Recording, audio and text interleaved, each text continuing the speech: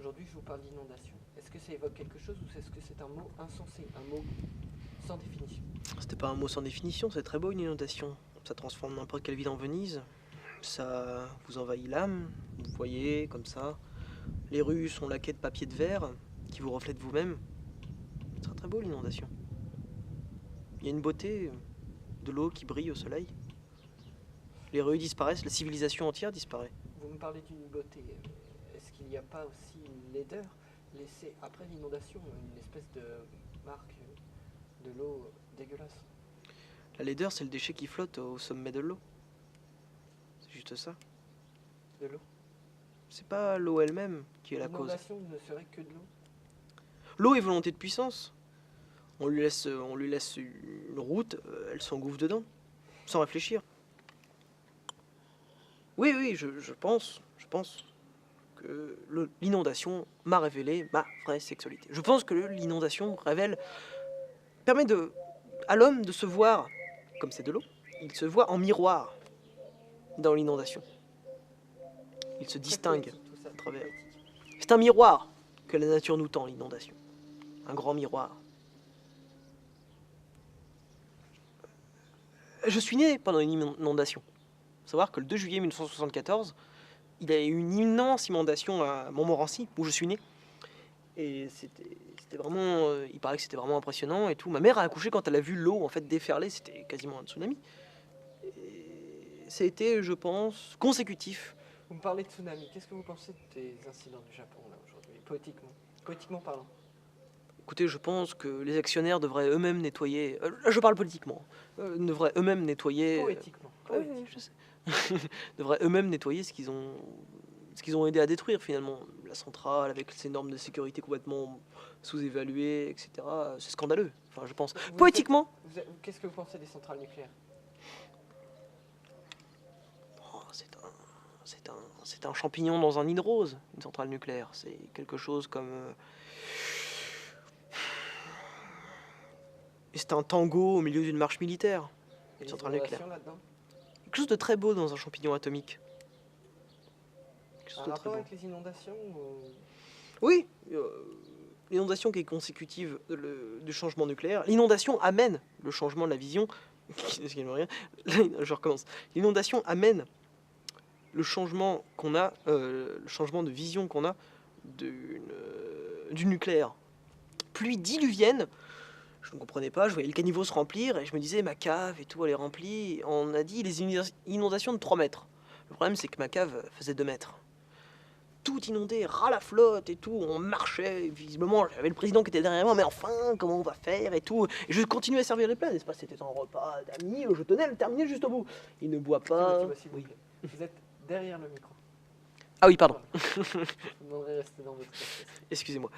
Et qu'est-ce que je disais, je ne sais Vous plus. me parliez du président. Quelle relation vous avez avec le président dans ces inondations? Est-ce que ça vous a rapproché? Ce désastre vous a-t-il rapproché? Le fait qu'il m'ait aidé à écoper ma cave, en effet, et de ses petits bras musclés, il a fait ce qu'il a pu, hein, n'est-ce pas, nous a quand même rapprochés physiquement, de fait.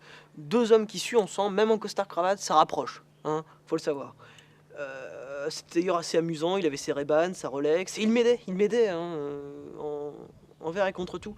Je pense qu'il souhaite que je l'aide à financer sa prochaine campagne électorale. Y a-t-il un rapport entre inondation et homosexualité?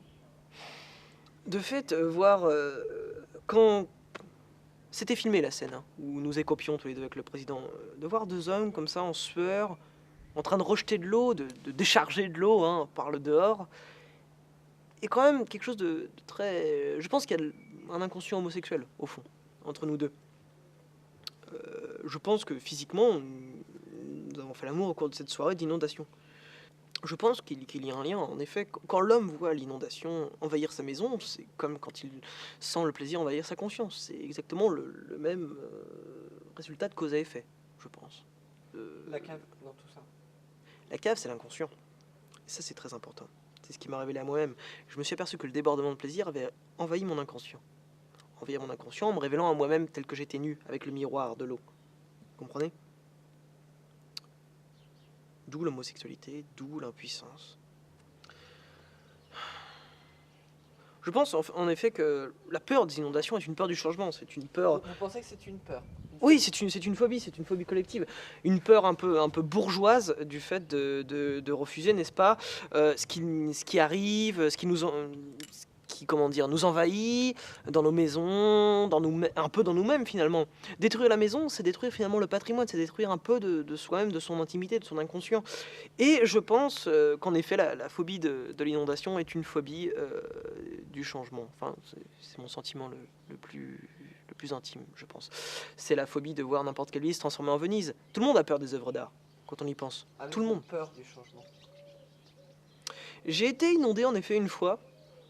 Avez-vous été vraiment inondé de façon à détruire votre vie? Il y avait en effet dans ma cave quelques tableaux de maîtres. Grand peintre flamand, je sais pas si vous connaissez Vermeer ou von Richthofen. Grand peintre qui ont été détruits, en effet, des toiles de 1710 que j'avais payé une bonne fortune, qui ont été détruites par les inondations et de fait. Mais c'est le changement. L'eau enlève tout ce qui appartient au passé. Thibaut. Oui. Toute la reconnaissance ne valait rien face à cette impuissance. Impuissance qui a probablement un rapport avec l'impuissance sexuelle dans l'homosexualité qui est fréquente chez les hommes homosexuels. L'impuissance homosexualité est fréquente. Oui, vous avez raison, vous avez tout à fait raison. Je pense qu'en effet, l'homme est mis à nu devant l'inondation.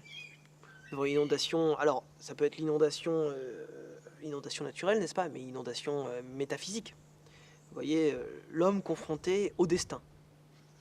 Destin qui peut être la conscience, destin qui peut être la sexualité, destin qui peut être l'homme en lui-même.